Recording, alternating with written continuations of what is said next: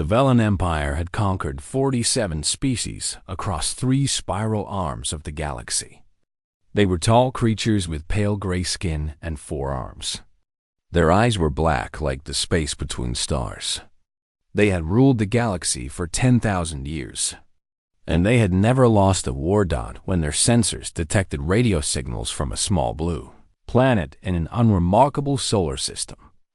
Grand Admiral Torek did not feel excited. He felt bored. Another primitive species. Another easy conquest. He had done this many times before. "Send a scouting vessel," he ordered from his command chair. Standard first contact protocol. Give them the choice. Kneel or die.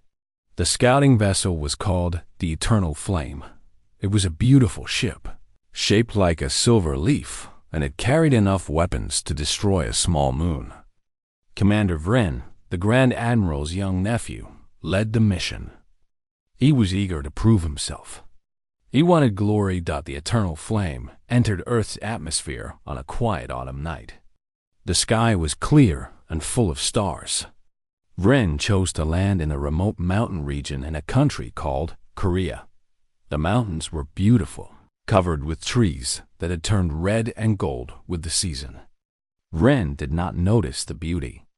He only noticed that there were no military bases nearby. No threats, but there were people on that mountain. Taeho was 62 years old. He had served 20 years in the Korean Special Forces before retiring. Now he taught mountaineering and led hiking groups through the wilderness. That night, he was leading a small group of 5 people on a night hike to watch the stars. His wife Yuna walked beside him. She was 58, a retired nurse with kind eyes and steady hands.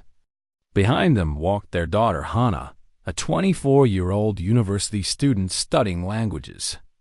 She could speak 5 languages fluently and was learning 2 more. The other 2 hikers were strangers who had joined the group. Donghyun was a young man of 19, a university freshman with a new smartphone he was always playing with.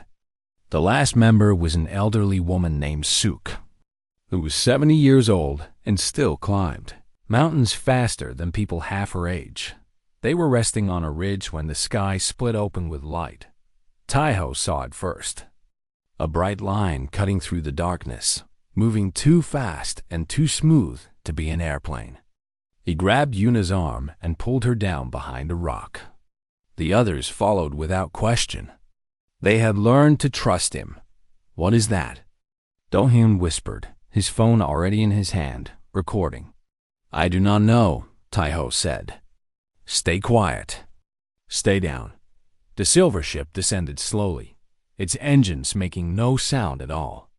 It landed in a clearing 200 meters away. The trees bent away from it like they were afraid. Steam rose from the ground where it touched. For a long moment, nothing happened. Then a door opened in the side of the ship, and they came out. Taeho had seen many things in his military career. He had fought in jungles and deserts. He had faced death more times than he could count. But he had never seen anything like the creatures that walked down from that ship. They were tall, almost 3 meters high. Their skin was the color of old bones. They had 4 arms and 4 fingers on each hand. Their eyes were completely black, with no white at all. They wore silver armor that seemed to flow like liquid. There were 6 of them. 5 soldiers and 1 who stood in front. This one was younger than the others. His armor was decorated with gold symbols. He looked at the mountain like he owned it. A small machine floated beside him. It made a buzzing sound, and then it spoke in broken Korean. "Primitive beings, you have been discovered by the Velen Empire. Your world now belongs to us. You will become servants of the Empire. Kneel and accept your fate. This is your only warning." Taeho stood up slowly. The others gasped, but he raised his hand to keep them calm. His heart was beating fast, but his face showed nothing. 20 years of training had taught him to hide his fear. "I am Taeho," he said, his voice steady. "I speak for this group. What happens if we do not kneel?" The young alien, Rin, laughed. The sound was strange, like metal scraping against stone. "Then you die," Rin said through the translator. "And your people will learn from your death." Taiho looked at his wife. She nodded slightly. He looked at his daughter. Hannah's eyes were wide, but she stood straight and proud. Even old Suk was on her feet, her chin raised. "We need a moment," Taiho said, "to discuss among ourselves." Rin waved one of his 4 hands. "You have 1 minute, primitive." Taiho gathered his group in a tight circle. He spoke quickly and quietly. "Diane, you have been recording?" The young man nodded, his hands shaking. "Good. When I give the signal, you run. Do not stop. Do not look back. Get to the city. Show everyone what you recorded. Can you do this?" "Yes, sir." Taiho looked at the others. "The rest of us stay. We do not kneel. Not to anyone. Not ever. They will kill us," Yuna said softly. She was not arguing. She was stating a fact. "Maybe," Taiho said. "But if we kneel, we die anyway. Just slower. And our children will grow up as slaves. I did not raise my daughter to be a slave." Hana touched her father's arm. "I am with you, father." Old Suk laughed quietly. "I have lived 70 years. I climbed every mountain in Korea. I will not end my life on my knees." Their minute was over. Rin stepped forward, his black eyes gleaming with anticipation. "Have you made your choice, primitives?" Taiho stepped out of the circle. He stood straight and looked directly into those black eyes. Behind him, Yuna, Hana, and Suk stood in a line. They did not kneel. They did not bow. They stood like mountains. "We have," Taiho said. "We choose to stand." Rin's expression changed. He had expected fear. He had expected submission. He had never encountered this before. In 47 conquered species, no one had ever simply refused. "You choose death for your entire species?" Rin asked. "I choose to stand," Taiho repeated. "What you do after that is your choice. But know this. If you kill us, you will not frighten our people. You will only make them angry. Humans do not surrender when they are angry. We fight harder." Rin raised one of his hands. Energy gathered around his fingers, glowing blue. "Then you will be an example." Taiho gave the signal. Diane ran. He disappeared into the dark forest before any of the aliens could react. Rin turned to order pursuit, but Taiho stepped forward, blocking his view. "Your fight is with us," Taiho said. "Not with a child." Rin fired. The energy blast hit the ground near Taiho's feet. Rocks exploded. Taiho did not move. Yuna did not scream. Hana did not run. Suk did not flinch. They stood there, 4 ordinary humans, facing 6 aliens with weapons that could destroy mountains. And they did not kneel. Rin felt something he had never felt before. It took him a moment to recognize it. It was confusion. And beneath the confusion, something else. Something that might have been respect. "Record this," Rin said to his soldiers. "The primitives are defiant. They may be useful after all. Stun them. We will take them for study." Blue light flashed. Darkness came. When Taiho woke up, he was back on the mountain. The ship was gone. His wife was beside him, grieving slowly.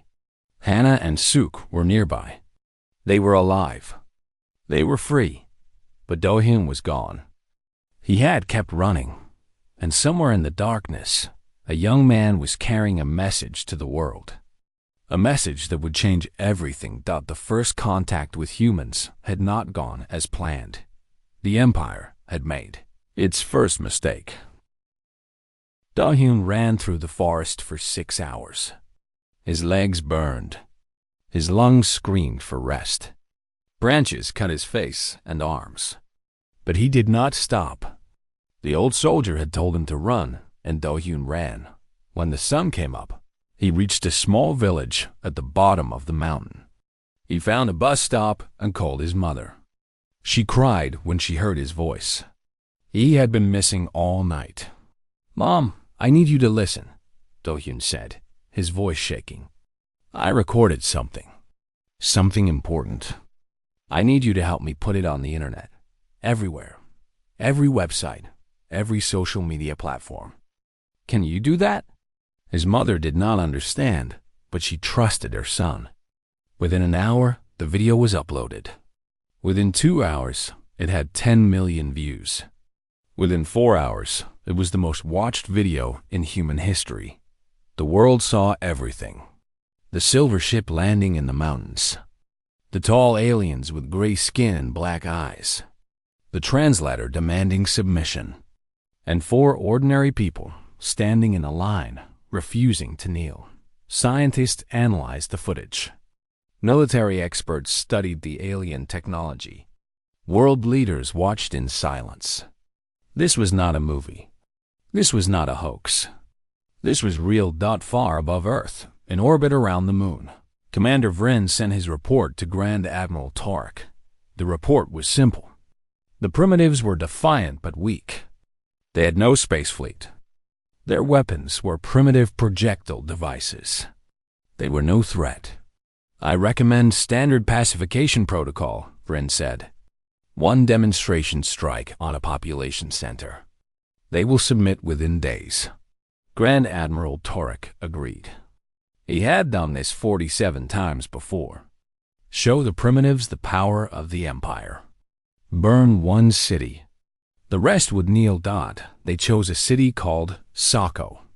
It was a coastal city in Korea, not far from where the first contact had occurred. The population was 82,000 people.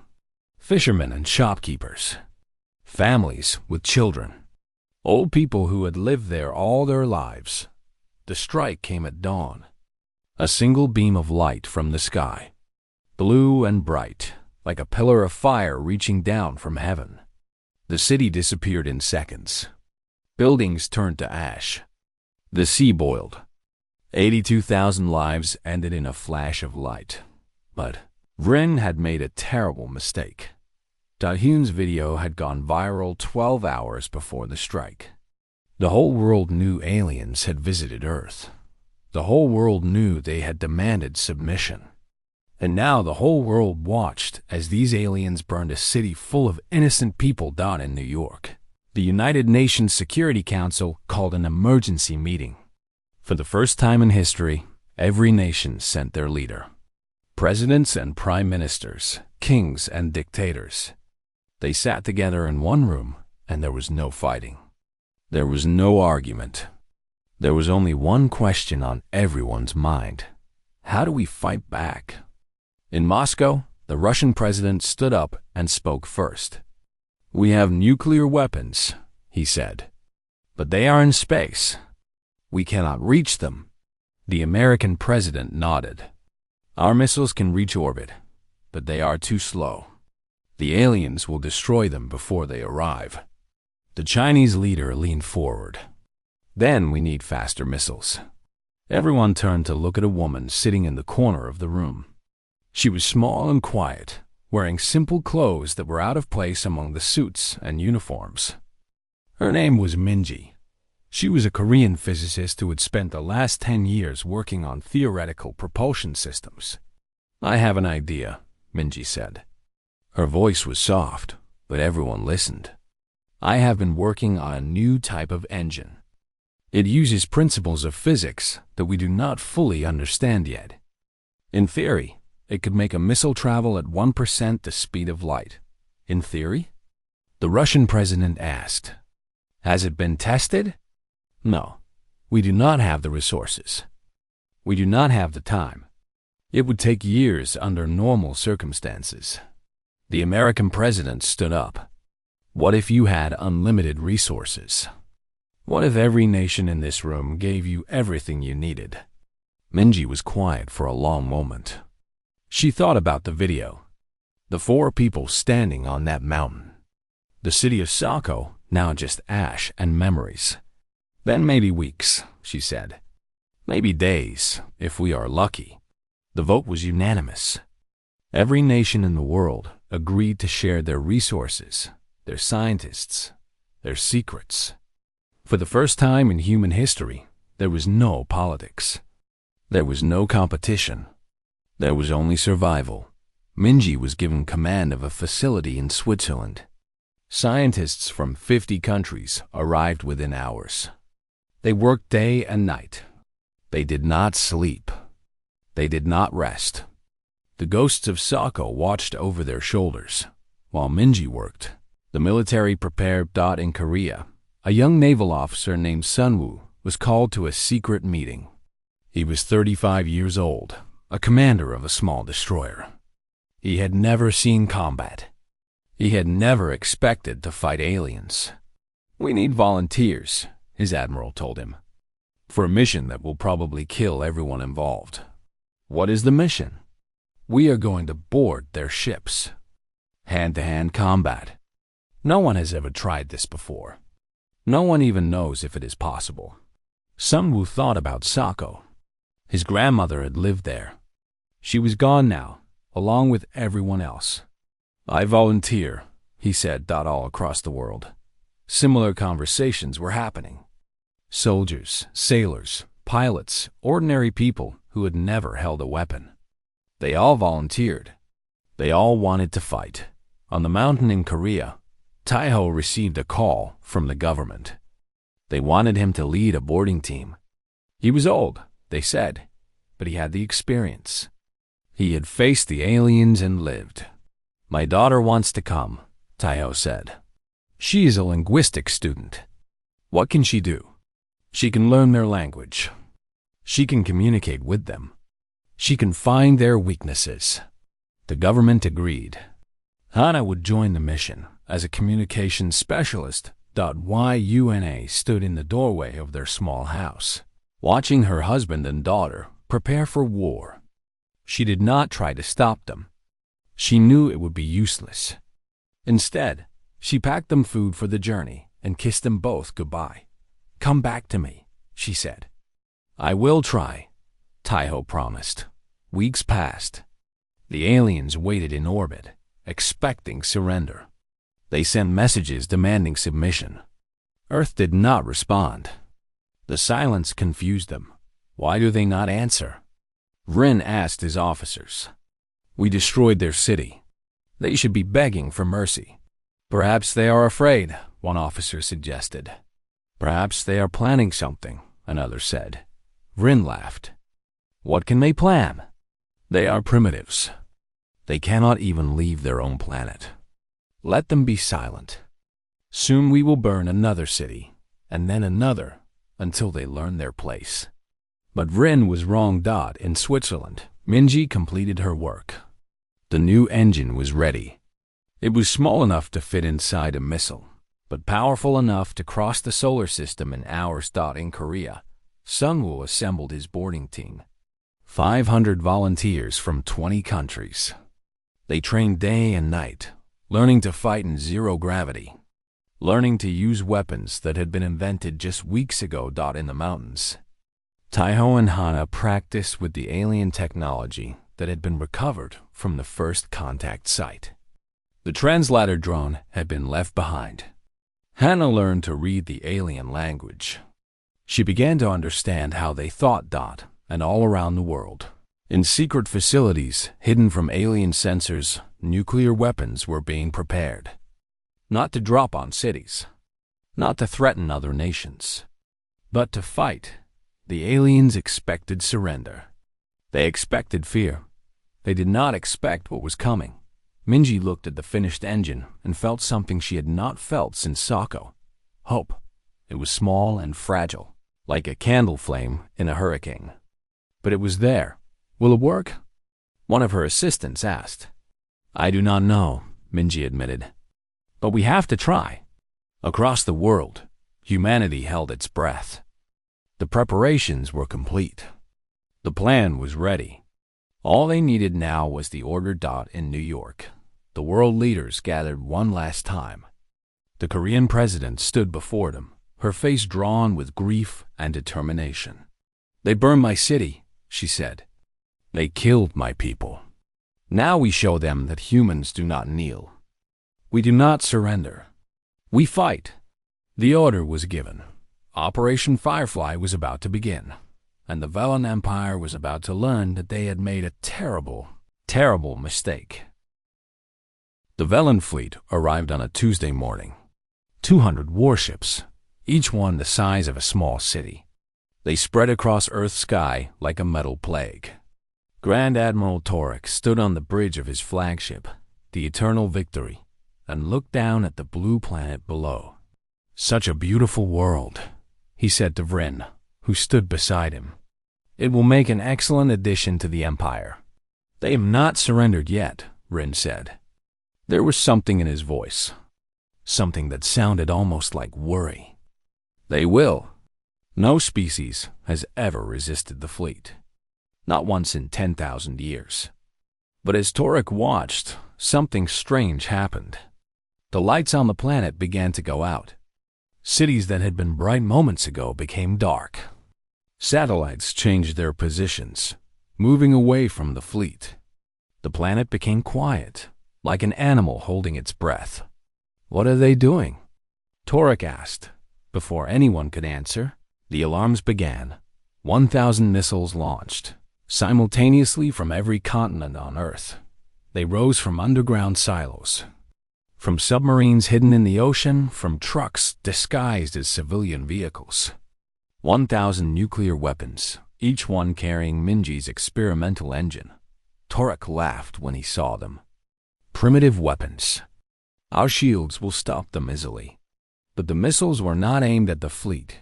They flew past the warships, ignoring them completely.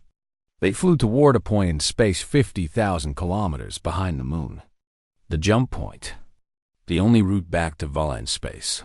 Torek understood too late. "Stop them," he screamed. "All ships, target those missiles." The fleet opened fire. Beams of blue energy lanced across the darkness. Missiles exploded, one after another. But there were too many, and they were too fast. Minji's engines pushed them at speeds no Velen weapon could match. 43 missiles reached their target. The explosions tore a hole in space itself. The jump point, which had been stable for millions of years, collapsed like a soap bubble. Energy waves rippled outward, disrupting sensors and communications. When the light faded, the jump point was gone. The Velen fleet was stranded. On the bridge of the Eternal Victory, Torek stared at his screens in disbelief. "That is impossible. No primitive species has ever disrupted a jump point.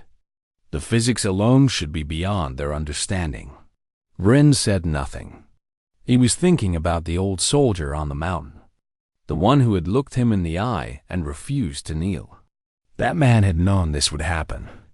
Somehow, he had known. The second phase of Operation Firefly began before the Velens could recover. Across Earth's surface, ships launched. Not warships, not military spacecraft. Fishing boats with welded-on rockets. Cargo vessels with makeshift airlocks. Commercial airplanes with pressurized cabins. Anything that could carry a human into space. Commander Sunwoo led the first wave. His ship was a converted ferry, barely holding together, crewed by volunteers who had trained for only weeks. They called it the Hope of Sako. "All teams, this is Commander Sunwoo," he said over the radio. "Remember why we are here. Remember Sako. Remember our families. Today we fight. Today we show them what humans can do." The Velen gunners fired at the approaching ships. Many were destroyed before they got close. Hundreds of humans died in the first minute, but more kept coming. Wave after wave, like ants attacking an elephant. The Velens had never seen anything like it. In 47 conquests, no species had ever charged at their ships. No species had ever been willing to die in such numbers. For such a small chance of success, Sun Wu's ship reached the nearest Velen cruiser. The airlock connected with a grinding crash. Alarm screamed. Metal groaned. "Breach team, go!" Sun Wu shouted. 50 humans poured through the airlock, carrying weapons made from industrial tools and military surplus. They wore suits made from diving gear and motorcycle helmets. They looked ridiculous. They fought like demons. The Velen soldiers were faster and stronger. Their weapons were more advanced. But they had never fought in close quarters before. They had never faced an enemy willing to die to take them down. They had never experienced human rage. On the Eternal Flame, Vryn received reports of boardings across the fleet. 30 ships compromised. Then 50. Then 70. The humans were spreading through the fleet like a disease. How are they adapting so quickly? Vryn demanded. They have never seen our technology before. One of his officers showed him a recording from a security camera. A group of humans had captured a Velen engineering station. Instead of destroying it, they were studying it. A young woman was taking notes, while an old man in military gear watched the alien screens. Vryn recognized them. The soldier from the mountain. His daughter. "They are learning," the officer said. "Every ship they take, they learn more. They are reverse engineering our systems as they fight." Taiho had indeed brought Hana for exactly this reason. While his team secured each corridor, she studied every piece of alien technology they found. Her linguistic training helped her understand the alien writing. Her quick mind helped her see patterns in their systems. "Father, I think I can read their navigation computer," Hana said, her fingers flying over the alien keyboard. "Can you control it?" "Maybe. Give me a few minutes." A Velen soldier burst through a door. Taiho turned and fired his improvised weapon, a modified nail gun that shot steel spikes at high velocity. The alien fell, his armor pierced in 3 places. "Take all the time you need," Taiho said, reloading. "I will keep them busy." Across the fleet, similar scenes played out. Humans fought and died and learned. Each victory gave them more knowledge. Each captured ship gave them more resources. On the Eternal Victory, Grand Admiral Torek received a communication request from Earth. He accepted, expecting to hear surrender. Instead, he saw a Korean woman in a white lab coat. She looked tired but calm. "I am Dr. Minji," she said. "I designed the weapons that destroyed your jump point." Torek's 4 hands clenched with anger. "You have made a grave mistake, Primitive. When reinforcements arrive, we will destroy your entire civilization." "Reinforcements will not arrive," Minji said. "Your jump point is gone. You are alone.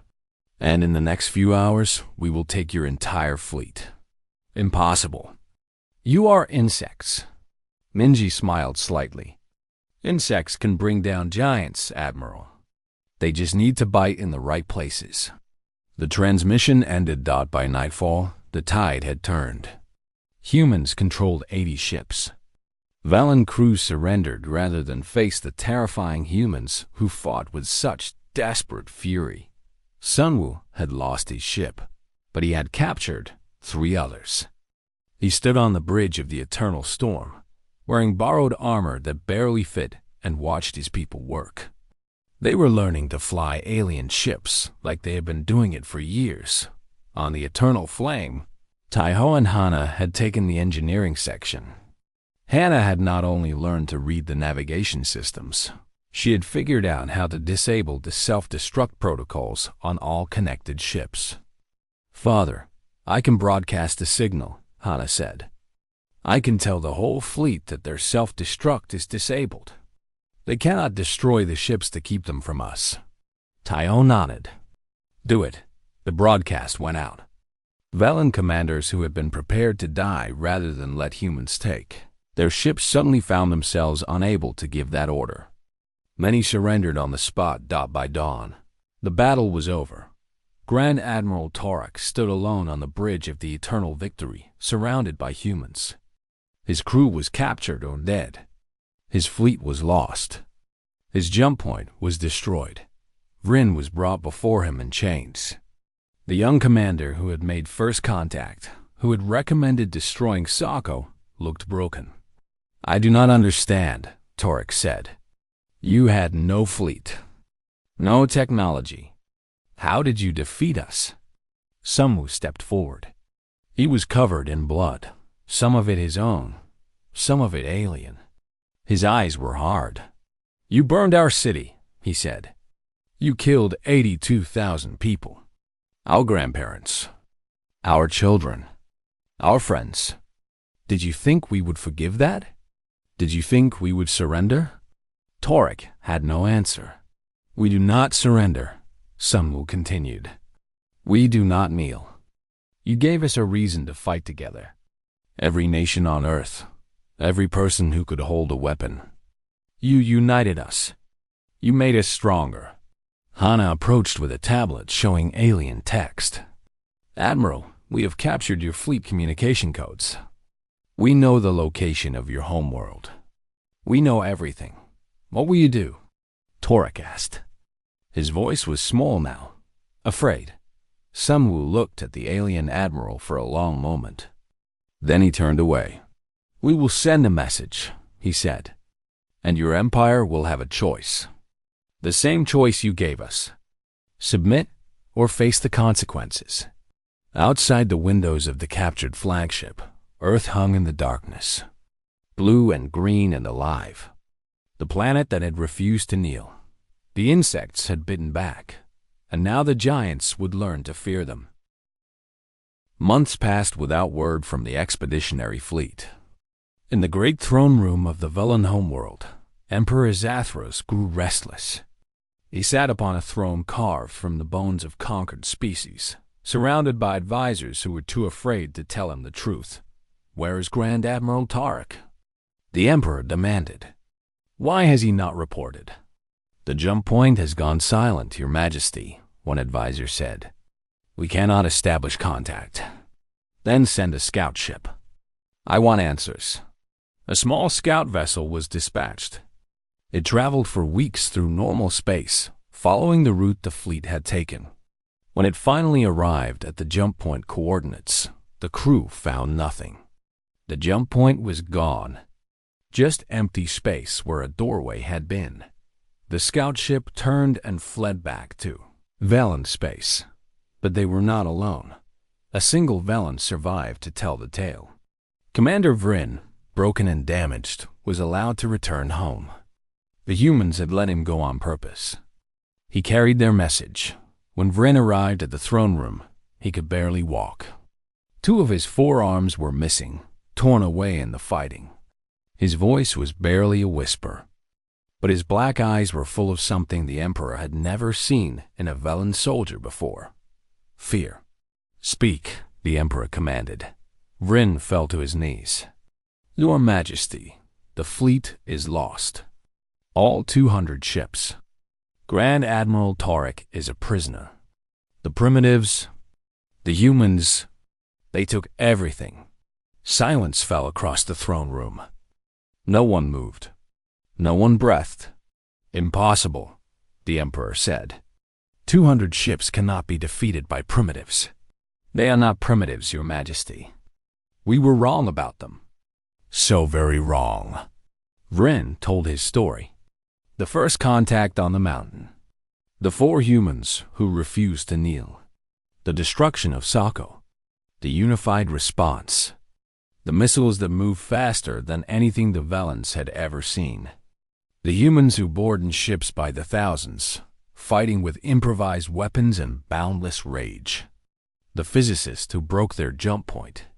The soldier who led the boarding teams. The young woman who learned their language in hours. "They adapted to our technology in days," Vryn said. "They learned to fly our ships in weeks. They worked together in ways we do not understand. When we killed their people, we did not frighten them. We made them angry. And when humans are angry, they become something terrible. The Emperor leaned forward. What do they want? Ren pulled out a small device. It was a Velen recording unit, but it had been reprogrammed by human hands. They sent a message, Your Majesty. They wanted you to see it. The device activated. A hologram appeared in the center of the throne room. It showed a human woman with short black hair and calm eyes. She wore a simple gray uniform with a blue and green symbol on her chest. A circle. Earth. I am Yumbi, she said. Her voice was translated into perfect Velen by technology they themselves had created. I am the elected representative of the United Earth Government. I speak for humanity. The Emperor studied her. She was small, even by human standards. She did not look dangerous. She looked like a teacher or a clerk. You sent your fleet to our world without invitation, Umbi continued. You demanded that we kneel. You burned one of our cities and killed 82,000 innocent people. We have responded. The hologram changed.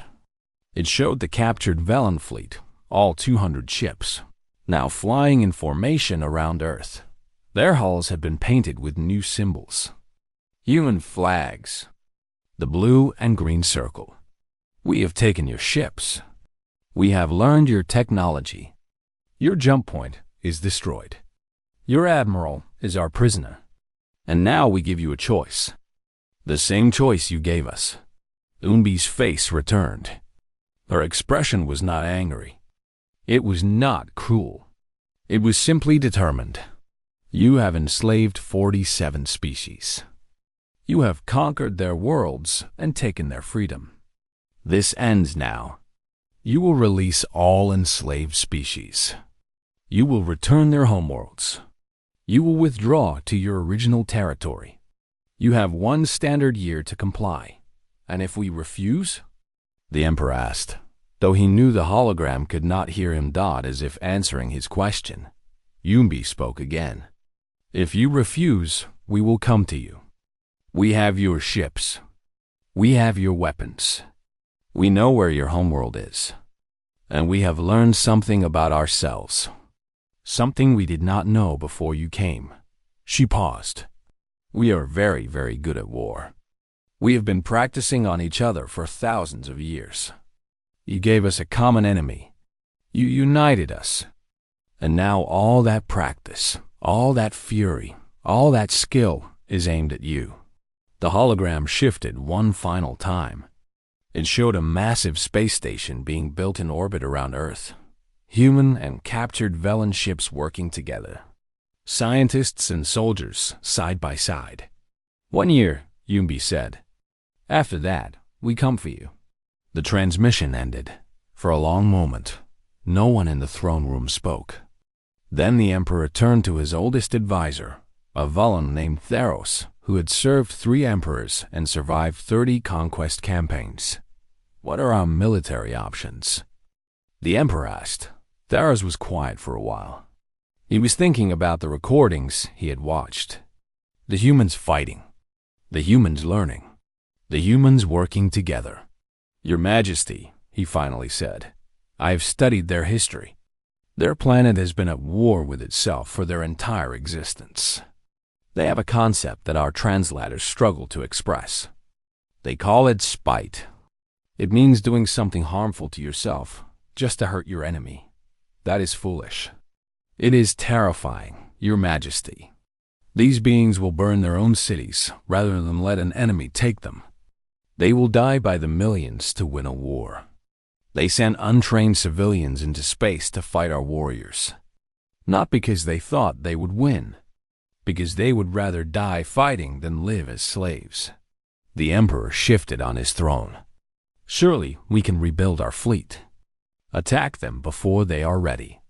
Your Majesty, they learned to fly our ships in weeks.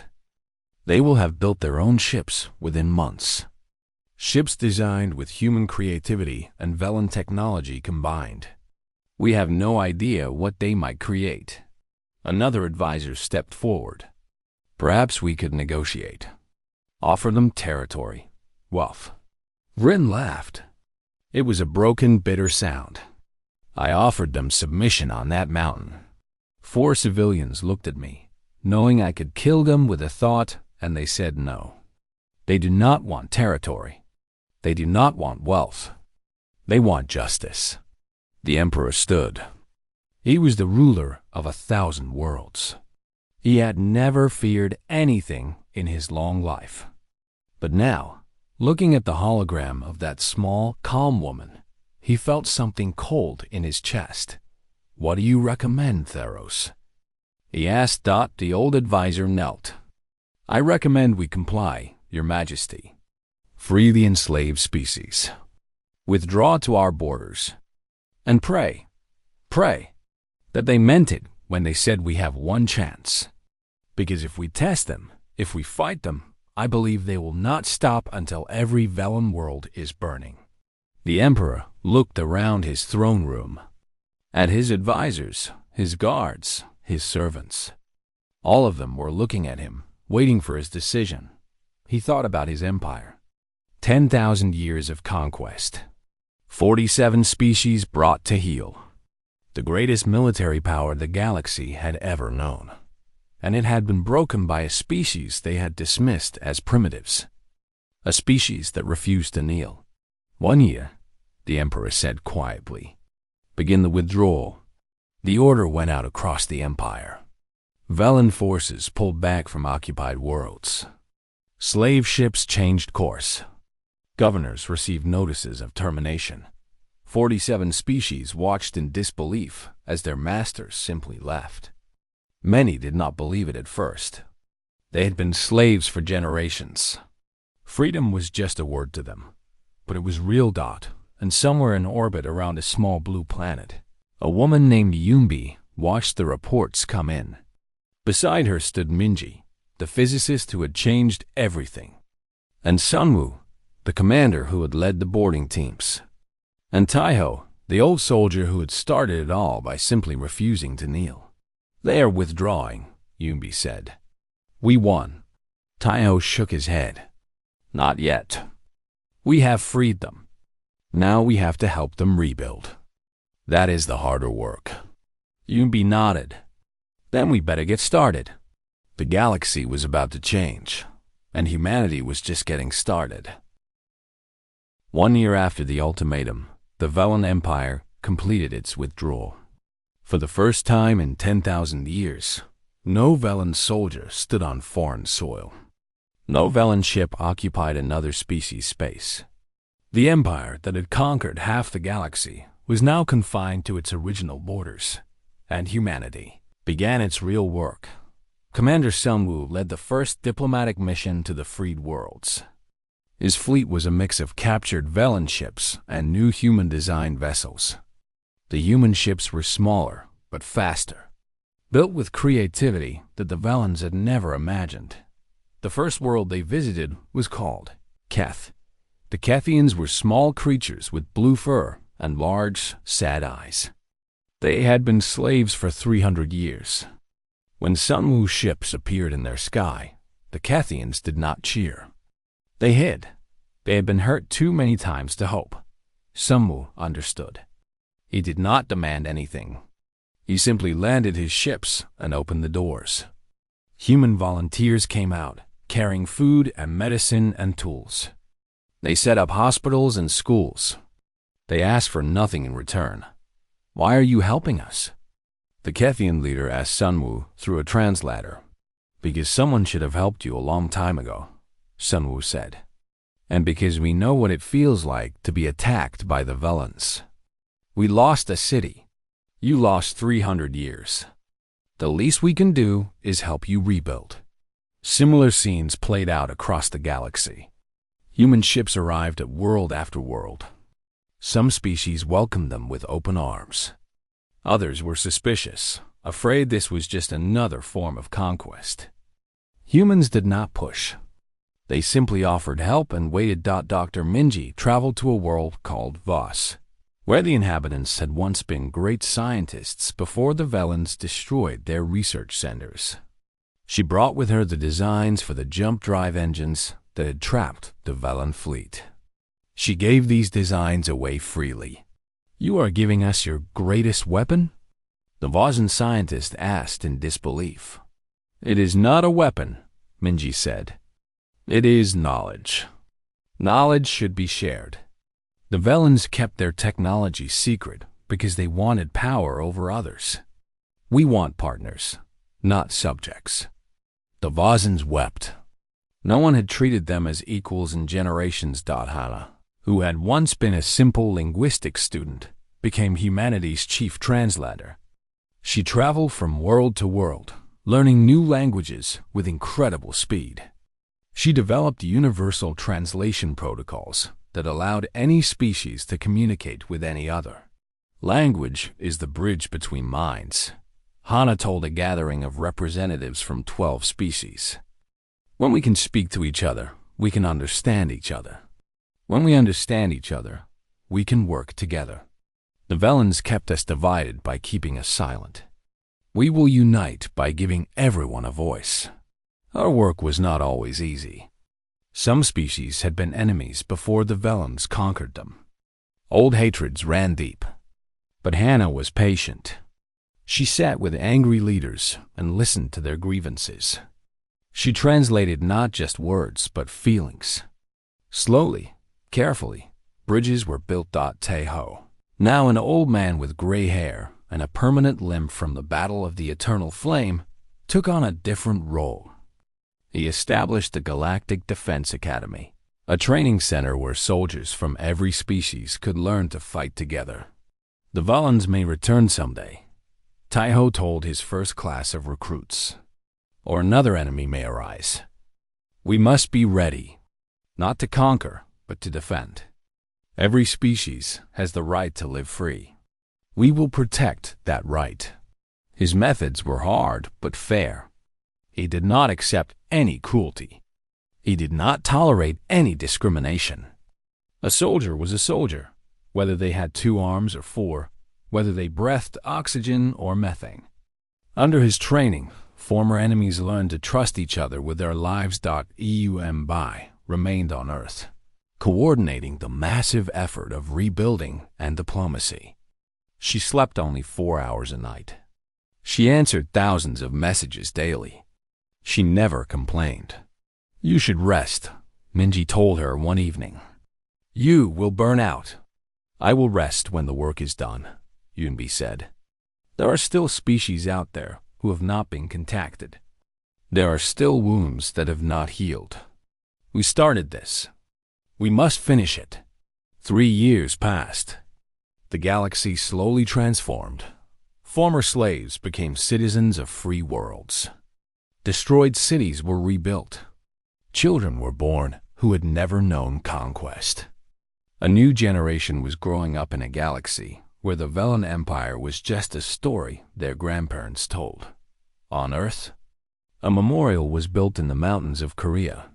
It stood on the exact spot where the first contact had occurred.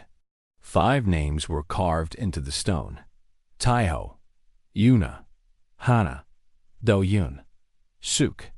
The 5 humans who had refused to kneel. Tourists came from across the galaxy to see it. The small blue planet that had defied the greatest empire in history. The species that had turned defeat into victory through sheer stubbornness and rage. Vrin, the Velan commander who had started it all, was often interviewed about what had happened. He lived in a comfortable prison on a space station, treated well but never freed. He had requested to stay there. He said he could not bear to return to his own people. Why did the Empire underestimate humans so completely? An interviewer asked him one day. Vrin thought for a long time before answering. His remaining arms trembled slightly. We saw a young species, he said. They had no unified government. They fought each other constantly. They had primitive technology. We thought these were signs of weakness. We did not understand that they were practicing. Practicing? Their entire history is one long preparation for war. They have fought each other on every piece of land, in every ocean, in every environment their planet contains. They have invented weapons to destroy cities, to poison air, to break atoms apart. And they did all of this to each other. When we gave them an enemy they could all hate, we gave them what they needed: unity, purpose, direction. The interviewer was silent. Do you think they will become conquerors themselves? He finally asked. Vrin considered this for a long moment. Through his window, he could see human and alien ships moving peacefully through space. He could see the station where humans and former slaves worked side by side. No, he said. I do not think so. They had every right to destroy us. We burned their city. We killed their people. They captured our fleet and could have used it to conquer our homeworld. They chose not to. They had every opportunity to enslave the species we freed. They chose to help them instead. He paused, searching for words. I think humans are something the galaxy has never seen before. They are not conquerors. They are not saviors. They are a warning. A warning? A reminder of what happens when you underestimate the value of a single life. We saw 82,000 people in Sako as acceptable losses. A number, a statistic. Humans saw them as grandparents and children, friends and neighbors, lovers and strangers. Every single one mattered to them. Vrin looked at the interviewer with his black eyes. When you see life that way, you will do anything to protect it. You will fight against impossible odds. You will sacrifice yourself without hesitation. You will never, ever surrender. That is what makes humans dangerous. Not their weapons, not their anger, their love. The interview was broadcast across the galaxy. Billions of beings watched it. Many did not understand. They had been slaves too long. They had forgotten what it meant to love something worth fighting for. But slowly, they remembered. On the memorial in Korea, beneath the 5 names, an inscription was carved in every known language. Simple words that said everything. They asked us to kneel. We stood. Taiho visited the memorial one last time before he died. He was very old now, his hair white, his body bent. Yuna stood beside him, holding his hand as she had for 60 years. Hana was there too, now a grandmother herself. Sunwoo came, wearing the uniform of the Galactic Defense Force he had helped create. Minji arrived last, still carrying research notes, still working even at her age. They stood in a circle around the memorial, the 5 survivors of that first night. Suk had passed away years ago. Do-hyun had lived long enough to see his grandchildren walk on alien worlds. We did something good, Taiho said quietly. I think. Something worth doing. Yuna squeezed his hand. You did. You gave the galaxy hope. Taiho shook his head. Not me, not us. Humanity. All of us together. That is what saved us. That is what changed everything. We stood together. That night, a new star appeared in the sky. A Velen ship, still painted with human colors, passing overhead on its way to help another world rebuild.